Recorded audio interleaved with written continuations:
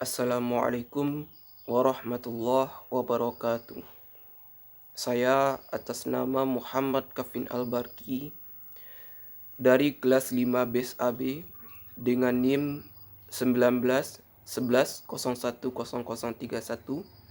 akan menjelaskan salah satu kajian pragmatik yaitu tentang kesantunan berbahasa 2 yang dikemukakan oleh Leach, yang merupakan tugas dari mata kuliah pragmatik yang diampu oleh Bu Aulia Rahmi M.Hum.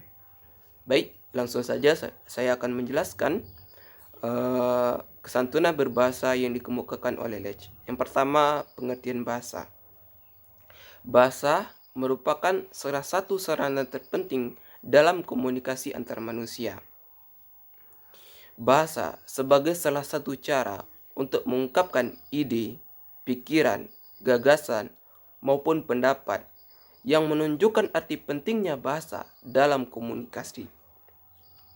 Dalam komunikasi, seorang penutur dituntut untuk memahami dan mengetahui konsep, ketetapan, atau kesepakatan yang berlaku di wilayah sosial bahasa tertentu. Penggunaan bahasa yang tepat dalam konteks sosial tertentu merupakan salah satu kajian dari pragmatik.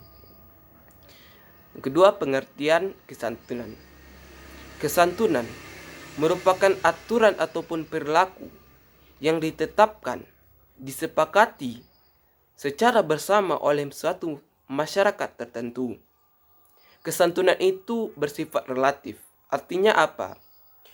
Ujaran seseorang dapat dikatakan santun dalam wilayah masyarakat sosial tertentu, namun belum tentu dapat dikatakan santun dalam wilayah masyarakat sosial lainnya. Pengertian kesantunan berbahasa ialah penelitian yang mengkaji tentang penggunaan bahasa atau language use dalam wilayah masyarakat sosial tertentu. Wilayah masyarakat tuturan tersebut ialah wilayah masyarakat yang berasal dari aneka latar belakang budaya, situasi sosial yang mewadahinya. Selanjutnya, kita masuk kepada prinsip-prinsip kesantunan yang dikemukakan oleh Leach. Yang pertama ada maksim kebijaksanaan. Dalam maksim kebijaksanaan, peserta tutur dituntut untuk menerapkan prinsip mengurangi keuntungan bagi diri sendiri dan memaksimalkan keuntungan bagi orang lain. Semakin besar atau semakin panjang ujaran seseorang, maka semakin besar pula peluangnya untuk menyatakan santun atau sopan kepada lawan bicaranya. Selanjutnya ada maksim kedermawanan. Maksim kedermawanan ialah bagaimana peserta tutur mengurangi keuntungan bagi dirinya sendiri sekecil mungkin dan bagaimana memaksimalkan kerugian bagi dirinya sendiri semaksimal mungkin atau sebesar mungkin. Ini bertujuan agar para peserta tutur dapat menghormati lawan bicara atau orang lain. Selanjutnya ada maksim penghargaan.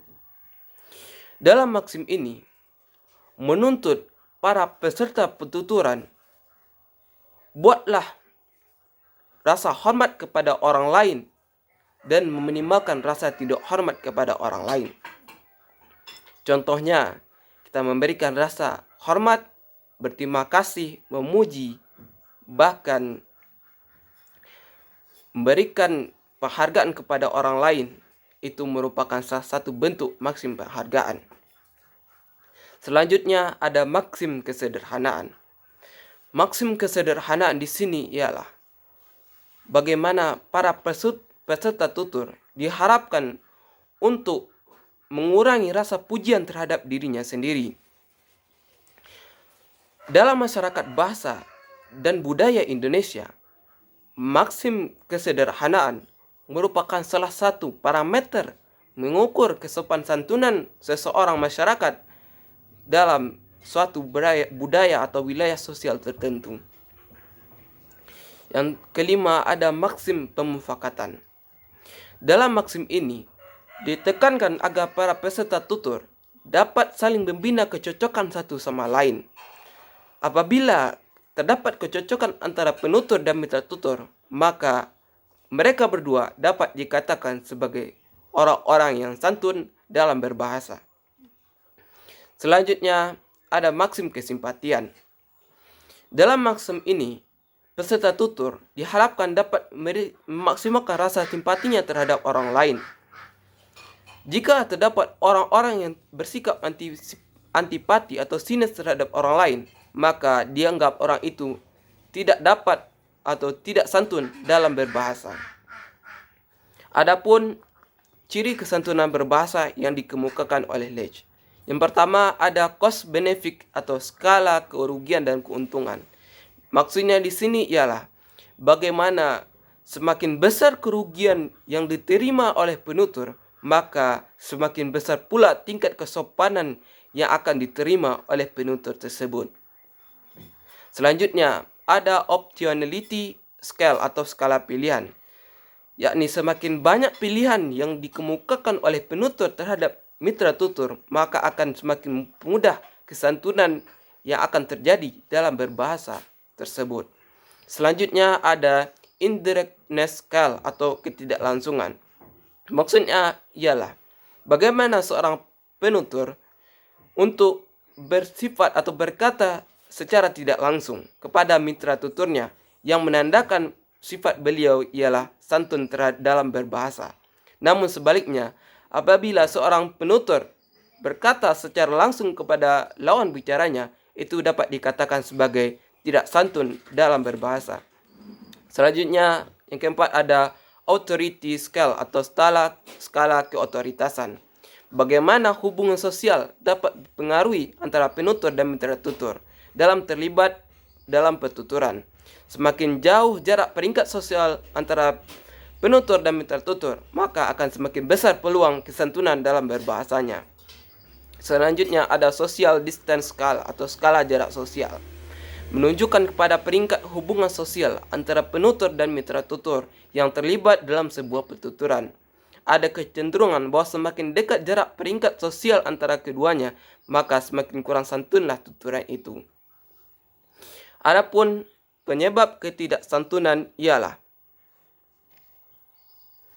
kritik secara langsung dengan kata-kata kasar, dorongan rasa emosi penutur, protektif terhadap pendapat, sengaja menuduh lawan tutur, sengaja memojokkan mitra tutur. Itu merupakan salah satu penyebab ketidaksantunan dalam berbahasa.